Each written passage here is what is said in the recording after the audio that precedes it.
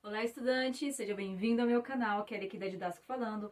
E esse vídeo é para dar uma sugestão aí perfeita, ó, uma sugestão à moda brasileira para você utilizar na sua redação. E eu sei que, como é um assunto de um feriado também nacional, pode ser que para você seja até muito simples tratar ele e entender aqui junto comigo. Bom, ficou curioso? Pega papel e caneta na mão. Bom, dá pausa no vídeo, pega aquela água que eu te espero aqui.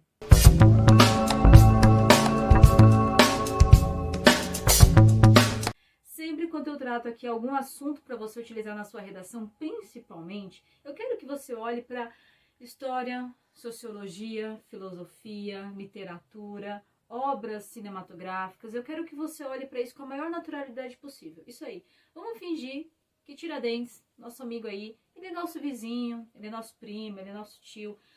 Vamos fingir que ele é alguém próximo da gente para isso ficar mais fácil de entender, tá bom? Então imagina só, ó, imagina que a gente está no século XVIII, precisamente em 1790, e estamos aí no período do ciclo do ouro. No ciclo do ouro, então a gente está no Brasil colônia, tem rei no Brasil.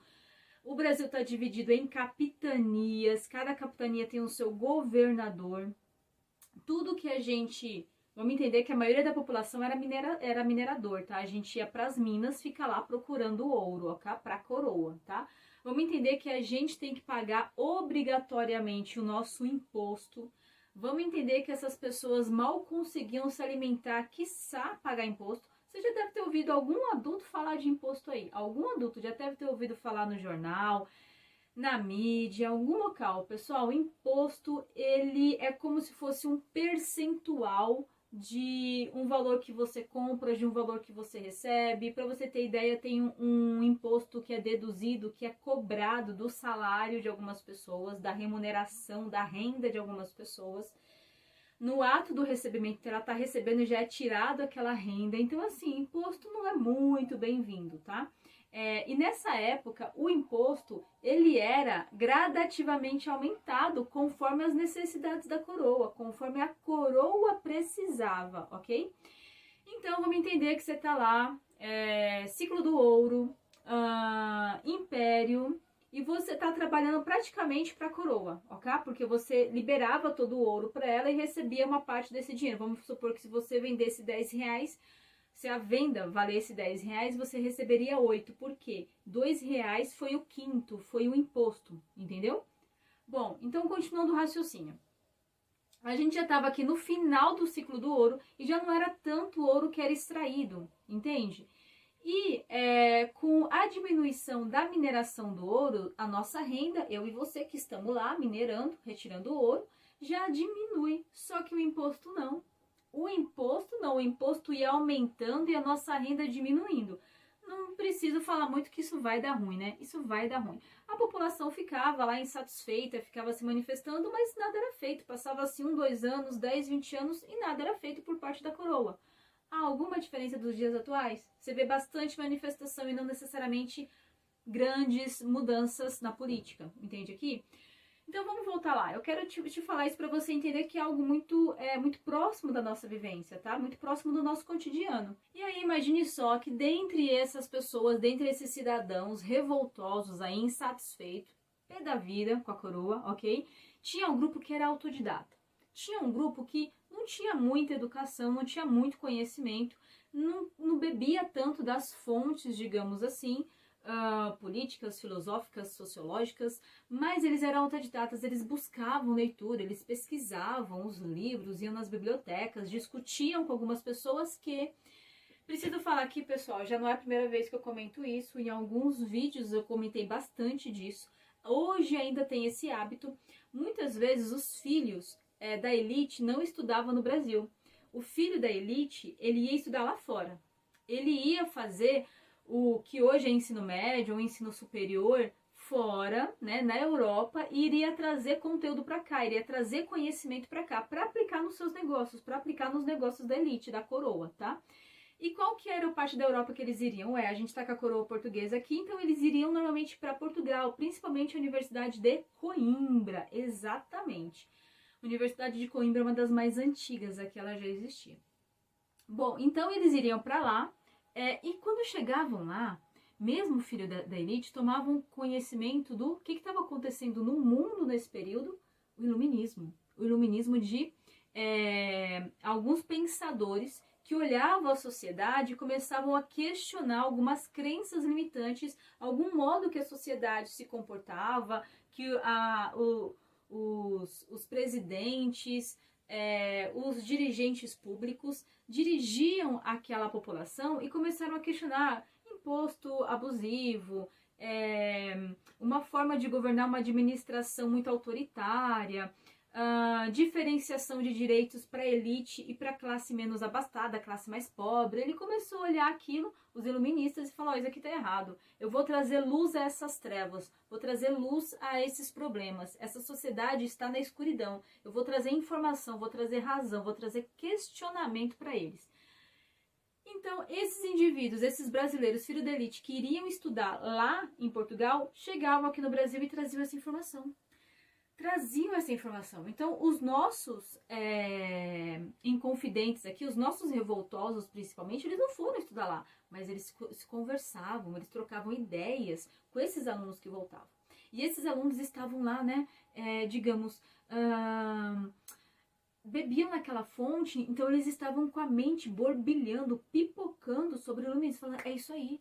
Tinha que aplicar aqui também. Não, tinha que aplicar aqui porque o que está aqui está errado. A população está sendo explorada. Ela que trabalha, não vem quase dinheiro para ela, mal se sustenta e paga altos impostos. E quiçá esse dinheiro nem fica aqui, esse dinheiro vai para fora. Esse dinheiro não fica aqui para dar melhor escola, melhor saúde, melhor educação para a população. Vai para Portugal. Bom, nosso Joaquim José da Silva Xavier, ele era muito autodidata, tá? Vou fazer uma pausa aqui e falar um pouquinho dele agora. Os pais dele faleceram cedo. Ele foi morar com o padrinho dele, lá em Vila Rica, atual Ouro Preto. Quando ele morou lá, ele foi fazer de tudo, pessoal. Imagine. A primeira atividade dele era extrair o dente da população. Era um dentista amador, não tinha conhecimento quase nenhum. O conhecimento que ele tinha era dos livros, hora ou outra, que ele pesquisava, que ele lia, certo? Então ele foi vendedor, tal do mascate, tá? Que era um vendedor ambulante. Foi tropeiro, foi comerciante, chegou a ser até da cavalaria e foi alferes. O que era alferes? Alferes era mais um cargo que tinha dentro do militarismo, né? Dentro do exército. Ele era tão bem comunicador que ele conseguiu esse cargo basicamente porque as pessoas viam ele ali. Então, tudo que ele fazia, ele era muito perfeccionista, ele era muito dedicado, muito esforçado. Então a coroa viu aquilo, e ele era de classe baixa, tá? A coroa viu aquilo e falou: olha, isso daqui serve para trabalhar com a gente. Coloque ele numa atividade ali talvez mais administrativa, enfim. E foi assim que ele entrou para a cavalaria, tá? Da coroa portuguesa. Bom, só que vamos lembrar então um pouco, o nosso Joaquim José da Silva Xavier, ele era bastante, questionador. E as ideias do iluminismo começou a aflorar nele. Ele começou a acreditar que a gente precisava de um republicanismo, a gente precisava sair desse império que tinha ali um modo muito unilateral, né? Pensava só na coroa, que era muito autoritário e precisava de um republicanismo, dividir o poder, dar poder para prefeitos, governadores, deputados, parlamentares, dividir, não podia ficar muito concentrado, porque tinha que ter pessoas que representavam a população dentro desse governo. Então ele era republicano, toma nota aí, republicano, iluminista. Ele também era bastante, como eu falei lá, autodidata e muito intelectual, tá? Ele não teve uma educação elementar, uma educação básica das boas, não. Mas ele buscava bastante informação e se desenvolveu bem. Ele tinha alguns amigos, tome nota aí, Tomás Antônio Gonzaga e o Cláudio Manuel da Costa. Esses eram os principais, tá? Tinha lá algumas dezenas que se juntaram a eles nesses ideais republicanistas, ok? Bom, e quando eles ali estavam vendo toda aquele disparate, aquela economia indo para baixo, a população, né, quase passando fome, o que eles pensaram? A gente tem que só se manifestar? Não, só se manifestar não tá dando bom. Só se manifestar não tá resolvendo o problema. A gente tem que matar, assassinar o Visconde de Barbacena. É isso aí, eles foram bem extremistas. Eles queriam matar o Visconde de Barbacena para tomar o poder e declarar Minas Gerais uma nação independente do restante do Brasil. esse era o intuito deles. Era essa a cereja do bolo. Bom, feito isso, obviamente, claro que não deu certo, porque agora entra o Silvério. Isso aí, o que o Silvério fez? Ele dedurou, pessoal. Silvério dedurou. O que aconteceu? O Silvério também estava devendo bastante imposto para a coroa. Aí ele viu os amigos daquele jeito. Olha só a cabeça do nosso cara aqui que vai dedurar. Ele falou, eu vou dedurar. Aí ele chegou na coroa e falou, escuta, se eu te falar um problema que está acontecendo aqui, um BOzinho, você me dá perdão desses impostos? E assim foi. Silvério foi perdoado dos impostos, mas foi expulso do Brasil, tá? Porque ele denunciou, porque ele dedurou. O plano do Tiradentes e dos amigos dele foi por água abaixo, deu ruim, não deu certo. E aí eles foram ser julgados. Ficou quase 3 anos, pessoal, quase 3 anos de julgamento. A gente olha isso e fala, nossa, século XVIII, era quase 3 anos de julgamento, a gente consegue entender porque hoje a justiça é tão morosa, né? Mas voltando ao nosso raciocínio. Aí, depois desses 3 anos de julgamento, olha, eram uma dezena de amigos, né? Desses 10 aí, 9 foram perdoados, mas expulsos. Por que perdoados e expulsos? Eles faziam parte da elite. Pasmem, eles eram filhos de homens lá, de barões, enfim, que era da elite. Então eles foram expulsos do Brasil, mas perdoados, tudo bem? Dona Maria, que era imperadora de Portugal, decidiu dar um perdãozinho para eles, esquecer aí esse BO, ok? Mas o nosso amigo Tiradentes, por 2 motivos, é isso que os livros contam muito, tá? Por 2 motivos ele não foi perdoado. O primeiro motivo, ele era muito bom das palavras, ele era muito persuasivo. Então ele fazia questão mesmo de falar torto e à direita para todo mundo que, olha, é o republicanismo, a gente tem que implantar isso aqui em Minas Gerais. Já foi. Vila Rica é muito rica, ela tem muito ouro, a gente tem muita condição de sobreviver aqui sem depender do restante do Brasil, sem depender de Portugal. Ele declarava para os 4 cantos. E outra, ele não se arrependeu. Ele não se arrependeu, ele falou, escuta, eu mantenho minhas ideias firmes, não importa que meus amigos não estejam aqui segurando a onda comigo, eu vou segurar sozinho. E outro ponto também, ele é da classe mais baixa, tá? De todos esses amigos aí, ele era o que menos tinha poder aquisitivo, mais pobre, ok? O mais humilde ali. Então, não tinha, digamos assim, nenhuma elite, nenhum padrinho, nem um pai, nem uma mãe para defendê-lo, entende? Para ir lá e falar, perdoa meu filho, não tinha essa não. Bom, então ele foi enforcado em praça pública para mostrar para os demais ali, sabe? É como falar assim, ó, é isso daqui que vai acontecer se alguém chegar e for contra a coroa, hein? Seria um efeito ali educativo, você entende?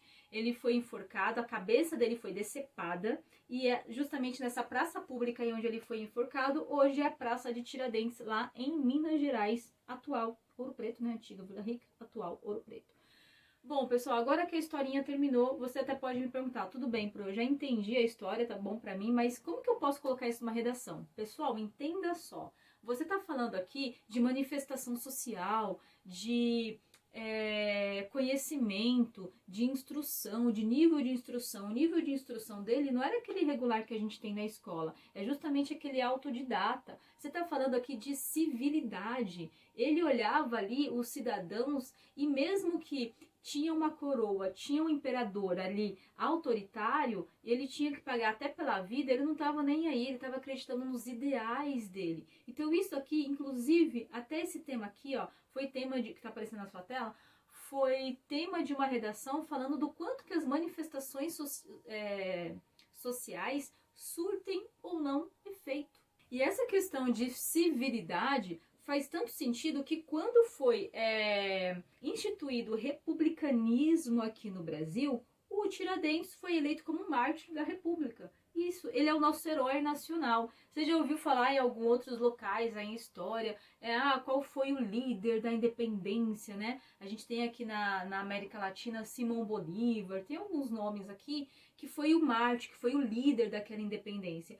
E o nosso Tiradentes, embora naquele momento não se conseguiu a independência, mas na história não teve nenhum outro indivíduo que só com seus ideais colocava ali à prova a sua vida em jogo para que ele mantivesse ali os seus ideais de que esse Brasil ele precisava se libertar da coroa, ele precisava ser independente. E a gente olha, tem muito historiador que fala assim, mas isso não faz sentido colocar ele como Marte, porque ele olhava só para Minas. Ou então, não faz sentido, não, porque na realidade ele não era um líder, deduraram ele e ele foi visto como líder.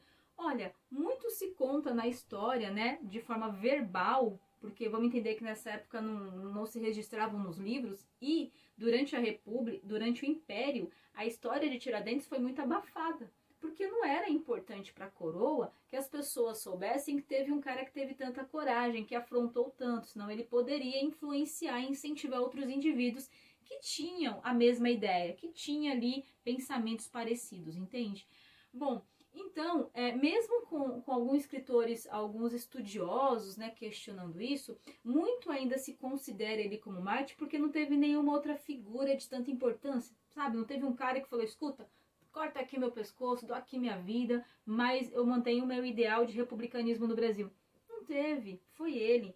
Então, por isso que mesmo com alguns fatos controversos, ou com algo que você pode ler nos livros aí ou ver nos vídeos, ainda se mantém hoje, no contemporâneo, ele como nosso Marte do republicanismo.